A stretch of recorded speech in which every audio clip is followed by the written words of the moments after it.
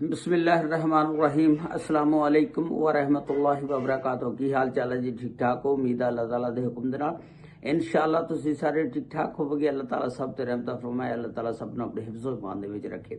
एक बंदे ने कतल कीता और उहदा केस जिस वेले जज दे लगा ना ते जज जिहड़ा रोण लग पिया ते उहदियां अखां चों आंसू आ गए ते जज कहंदा कि मैं एक मनसब दी कुर्सी ते बैठा, यानी अज इंसाफ दी कुर्सी ते बैठा ते मैं इंसाफ करना।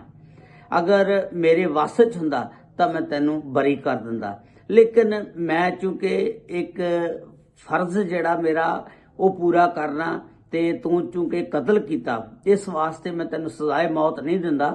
उस सजाए मौत नूं मैं उम्र कैद दे विच तब्दील कर दिंदा, मैनूं माफ कर देना। जज कहंदा उस बंदे नूं ते ਉਹ ਬੰਦਾ ਕੌਣ ਸੀ? ਉਹਨੇ ਆਪਣੀ ਭੈਣ ਨੂੰ ਗੈਰਤ ਦੇ ਨਾਮ ਤੇ ਕਤਲ ਕੀਤਾ ਸੀ ਤੇ ਉਹਦੀ ਸਾਰੀ ਤਫਸੀਲਾਤ ਅੱਜ ਦੀ ਇਸ ਵੀਡੀਓ ਦੇ ਵਿੱਚ ਮੈਂ ਤੁਹਾਨੂੰ ਦੱਸਾਂਗਾ ਤੇ ਚੈਨਲ ਨੂੰ ਵੀ ਨਾਲ ਨਾਲ ਅੱਗੇ ਟੋਰ ਲਿਆ ਕਰੋ, ਬੜੀ ਮਿਹਰਬਾਨੀ। ਇਹ ਵਾਕਿਆ ਅੰਦਰੂਨੇ ਸਿੰਧ ਦਾ ਇੱਕ ਗੋਠ ਹੁੰਦੀ ਆ, ਉੱਥੇ ਇੱਕ ਆਦਮੀ ਆ ਜਿਹੜਾ ਜ਼ਿਮੀਂਦਾਰਾ ਕਰਦਾ ਆ, ਲੋਕਾਂ ਦੀਆਂ ਜ਼ਮੀਨਾਂ ਲੈ ਕੇ ਵੀ ਠੇਕੇ ਤੇ ਬਹੁੰਦਾ, ਆਪਣਾ ਘਰ ਦਾ ਸਰਕਲ ਸਿੱਧਾ ਕਰਦਾ ਆ ਤੇ ਫਿਰ ਉਹਨੇ पैसे जोड़ के एक उहदी भैन सी, एक उहदा 15 साल दा भाई सी ते मां बाप सी ते एक उहदी बीवी सी ते बच्चे सी ते उहने पैसे पूसे जोड़ के ना अपनी भैन दी शादी वास्ते ते भैन नूं पुछया कि भैन मैं तेरी शादी करना चाहुंदा, अगर तू किसे नूं पसंद करदी आ तां मैनूं अज दस दे, उस बंदे नूं मैं बुलवा के घर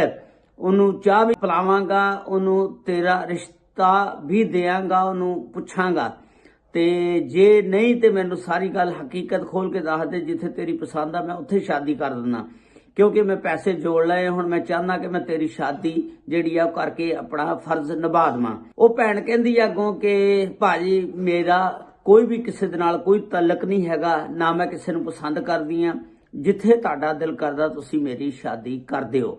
ते बड़ी अच्छी गल आ कि एक भाई ने शादी करने तो पहलां भैन नूं पुछया, लेकिन हुण भैन ना दस्से तां फिर इहदे च भाई दा तां कोई कसूर नहीं ना हैगा। ते भाई ने फिर अपने रिश्तेदारां दे विच कोई वेख के लड़का एक ते उत्थे उहदी शादी कर दित्ती।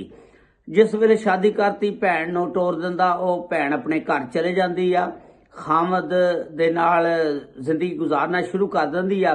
कुछ अरसा हुंदा कि उहदे घर ना यानी आउणी जाणी किसे बंदे दी हो जांदी आ ते लोग वेखदे ने ते लोग वेख के उस बंदे नूं कहंदे ने यार तू साडा दोस्त आ, तू जदों भी ड्यूटी ते चल जाना तेरे घर को गैर मर्द आउंदा, गैर बंदा आउंदा ते इह अच्छी गल नहीं हैगी। धीआं सब दियां साਂਝੀਆਂ ने ते तू जरा इहनूं वेख तेरी बीवी नूं कोई मिलण वास्ते आंदा ते ओह बंदा उस नूं पुछदा अपनी बीवी नूं भी इदां कोई मिलणे आंदा, ओह मुकर जांदी आ। ओह बंदा फिर ओहदी रखवाली जसूसी शुरू कर दिंदा, ਉਹਦੇ ਮਾਂ ਪਿਓ ਵੀ ਸਾਰੇ।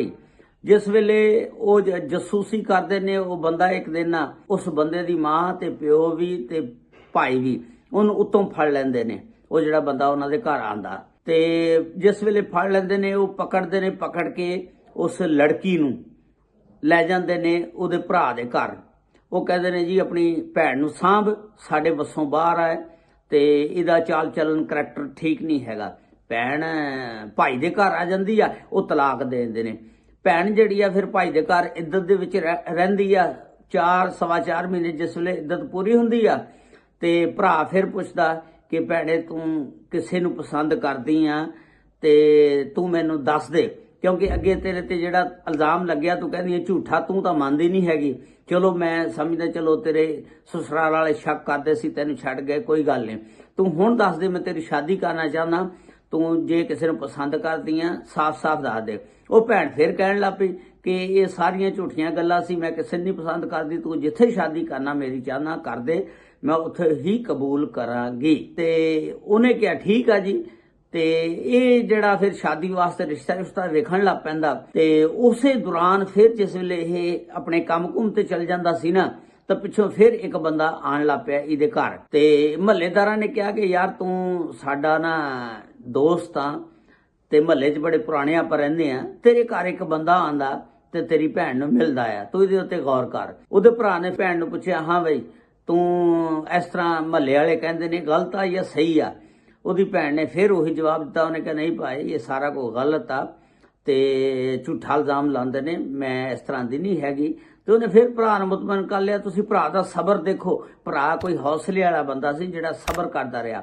ਭਰਾ ਕਹਿੰਦਾ ਚਲੋ ਠੀਕ ਆ, ਲੇਕਿਨ ਹੁਣ ਮੈਂ ਤੈਨੂੰ ਖਬਰਦਾਰ ਕਰਦਾ, ਚਲੋ ਮਹੱਲੇ ਵਾਲੇ ਸਾਰੇ ਗਲਤ ਹੋਣਗੇ, ਤੇਰੇ ਸਸੁਰਾਲ ਵਾਲੇ ਸਾਰੇ ਗਲਤ ਹੋਣਗੇ, ਲੇਕਿਨ ਹੁਣ ਅਗਰ ਕੋਈ ਮੈਂ ਐਸੀ ਤੇਰੀ ਗੱਲ ਸੁਣ ਲਈ, ਹੁਣ ਮੈਂ ਤੇਰੀ ਜਾਸੂਸੀ ਸ਼ੁਰੂ ਕਰਾਂਗਾ, ਤੇਰੇ ਛੋਟੇ ਭਰਾ ਦੀ ਡਿਊਟੀ ਵੀ ਲਾਵਾਂਗਾ ਕਿ ਇਹਨੂੰ ਚੈੱਕ ਕਰੋ, ਸਾਰਾ ਕੁਝ ਦੇਖੋ। ਤੇ ਉਹ ਚੁੱਕਦੀ ਆ ਫੋਨ, ਫਿਰ ਉਹ ਆਪਣੇ ਜਿਹੜਾ ਉਹਦਾ ਲਵਰ ਹੁੰਦਾ ਪਿਆਰ ਕਰਨੇ ਵਾਲਾ, ਉਹਨੂੰ ਫੋਨ ਕਰਦੀ ਆ ਕਿ ਅੱਜ ਮੇਰੇ ਭਰਾ ਨੇ ਇਸ ਤਰ੍ਹਾਂ ਕਿਹਾ ਤੇ ਤੂੰ ਹੁਣ ਇਸ ਤਰ੍ਹਾਂ ਕਰਕੇ ਤੂੰ ਕੋ ਪਲਾਨਿੰਗ ਬਣਾ, ਆਪਾਂ ਆਪਣੇ ਭਰਾ ਨੂੰ ਜਿਹੜਾ ਨਾ ਇਸ ਜ਼ਿੰਦਗੀ ਤੋਂ ਹੀ ਖਤਮ ਕਰ ਦਈਏ ਤਾਂ ਕਿ ਆਪਾਂ ਫਿਰ ਦੋਨੋਂ ਖੁੱਲੇ ਆਸਾਨ ਤਰੀਕੇ ਨਾਲ ਮਿਲ ਸਕੀਏ। ਸ਼ਾਦੀ ਦਾ ਤਾਂ ਜੇ ਭਰਾ ਦਾ ਅਧਿਕਾਰ ਹੀ ਦਿੰਦਾ ਨਾ, ਤੇ ਉਹ ਕਹਿੰਦੀ ਕਿ ਤੂੰ ਆਪਾਂ ਇਹਨੂੰ ਆਪਣੇ ਭਰਾ ਨੂੰ ਮੇਰੇ ਨਾਲ ਮਿਲ, ਮੇਰੀ ਮਦਦ ਕਰ, ਮੈਂ ਠਿਕਾਣੇ ਲਾਵਾਂ। ਇਹਨਾਂ ਦੋਨਾਂ ਨੇ ਪਲਾਨਿੰਗ ਬਣਾਈ ਤੇ ਉਹ ਇੱਕ ਦਿਨ ਨਾ ਪਲਾਨਿੰਗ ਜਿਸ ਵੇਲੇ ਬਣਾਈ ਅੰਦਰ ਸੁੱਤਾ ਪਿਆ ਸੀ ਤੇ ਉਹਨੇ ਰਾਤ ਨੂੰ ਨਾ ਉਹ ਆਪਣੇ ਆਸ਼ਿਕ ਨੂੰ ਬੁਲਵਾ ਲਿਆ ਤੇ ਲੈ ਕੇ ਤੇ ਆਪਣੇ ਭਰਾ ਦੇ ਕਮਰੇ ਚਲੇ ਜਾਂਦੇ ਨੇ, ਚਾਕੂ ਲੈ ਕੇ ਤੇ ਉਹਦੇ ਉੱਤੇ ਹਮਲਾ ਕਰ ਦਿੰਦੇ ਨੇ।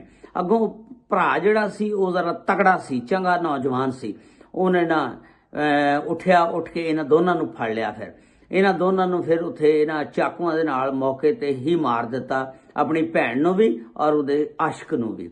ਜਿਸ ਵੇਲੇ ਮਾਰ ਦਿੰਦਾ, ਮਾਰ ਮੂਰ ਕੇ ਫਿਰ ਆਪ ਖੁਦ 15 ਤੇ ਕਾਲ ਕਰਦਾ, ਪੁਲਿਸ ਨੂੰ ਬੁਲਵਾਉਂਦਾ, ਬੁਲਵਾ ਕੇ ਕਹਿੰਦਾ ਜੀ ਮੈਂ ਇਸ ਤਰ੍ਹਾਂ ਗੈਰਤ ਦੇ ਨਾਮ ਤੇ ਇਹਨਾਂ ਨੂੰ ਦੋਨਾਂ ਨੂੰ ਮਾਰ ਦਿੱਤਾ ਤੇ ਇਹ ਮੇਰੇ ਤੇ ਹਮਲਾ ਕਰਨ ਆਏ ਸੀ, ਮੈਨੂੰ ਮਾਰਨ ਆਏ ਸੀ।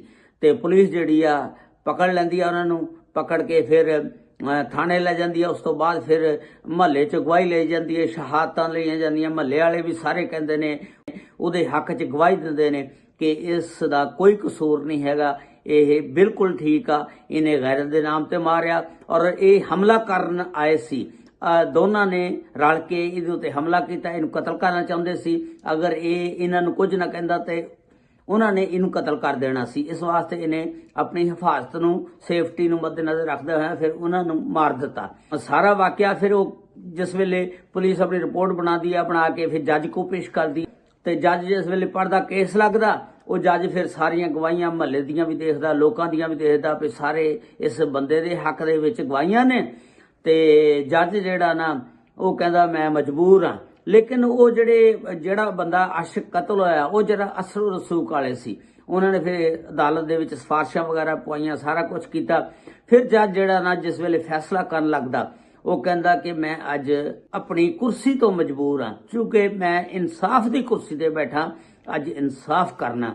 ਤੇਰੀ ਜਿਹੜੀ ਆ ਮੌਤ ਦੀ ਸਜ਼ਾ ਬਣਦੀ ਆ, ਲੇਕਿਨ ਮੈਂ ਤੇਰਾ ਜੋ ਵੀ ਕੁਝ ਪੁਲਿਸ ਵਾਲਿਆਂ ਨੇ ਲਿਖਿਆ ਤੇਰੇ ਮੁਤਲਕ ਵੀ ਤੂੰ ਠੀਕ ਆ, ਸੱਚਾ ਆ, ਤੂੰ ਹੱਕ ਤੇ ਆ, ਤੇ ਉਸ ਨੂੰ ਵੇਖਦਿਆਂ ਹੋਇਆਂ ਮੈਂ ਤੇਰੀ ਮੌਤ ਦੀ ਸਜ਼ਾ ਨੂੰ ਉਮਰ ਕੈਦ ਦੇ ਵਿੱਚ ਤਬਦੀਲ ਕਰ ਦਿੰਦਾ। ਕਿਉਂਕਿ ਉਹਨੂੰ ਉਤੋਂ ਵੀ ਦਬਾਅ ਸੀ, ਉਧਰੋਂ ਜਿਹੜੇ ਮੁੰਡੇ ਨੂੰ ਕਤਲ ਕੀਤਾ ਸੀ ਉਹਦੇ ਰਿਸ਼ਤੇਦਾਰਾਂ ਨੇ ਦਬਾਅ ਵੀ ਜੱਜ ਨੂੰ ਪਾਇਆ ਸੀ। ਯਾਨੀ ਜੱਜ ਕਹਿੰਦਾ ਕਿ ਮੈਂ ਹੁਣ ਇਨਸਾਫ ਵਾਲੀ ਕੁਰਸੀ ਤੇ ਬੈਠਾ, ਮੈਂ ਅੱਜ ਇਨਸਾਫ ਕਰਨਾ, ਲੇਕਿਨ ਮੈਂ ਤੈਨੂੰ ਛੋੜ ਨਹੀਂ ਸਕਦਾ, ਬਰੀ ਨਹੀਂ ਕਰ ਸਕਦਾ।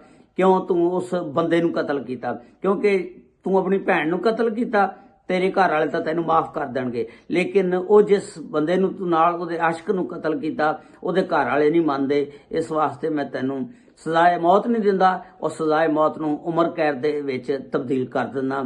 ਜੱਜ ਬਾਰ-ਬਾਰ ਮਾਫੀਆਂ ਮੰਗਦਾ ਰਿਹਾ ਕਿ ਮੈਨੂੰ ਮਾਫ ਕਰ ਦੇਣਾ, ਮੈਨੂੰ ਮਾਫ ਕਰ ਦੇਣਾ। ਇਹ ਸੀ ਅੱਜ ਦੀ ਸਟੋਰੀ ਜਿਹੜੀ ਮੈਂ ਤੁਹਾਡੇ ਨਾਲ ਸ਼ੇਅਰ ਕੀਤੀ। ਉਮੀਦ ਆ ਪਸੰਦ ਆਈ ਹੋਏਗੀ ਤੇ ਇਹਦੇ ਮਤਲਬ ਆਪਣੀ ਰਾਏ ਦਾ ਇਜ਼ਹਾਰ ਜ਼ਰੂਰ ਕਰਨਾ ਕਿ ਉਸ ਭਰਾ ਨੇ ਉਸ ਭੈਣ ਨੂੰ ਸਹੀ ਮਾਰਿਆ ਜਾਂ ਗਲਤ ਮਾਰਿਆ। ਅੱਲਾਹ ਤਾਲਾ ਸਭ ਦੀਆਂ ਇੱਜ਼ਤਾਂ ਨੂੰ ਮਹਿਫੂਜ਼ ਰੱਖੇ। ਅਸਲਾਮੁ ਅਲੈਕੁਮ ਵ ਰਹਿਮਤੁல்லாਹਿ ਵ ਬਰਕਾਤੁਹੂ।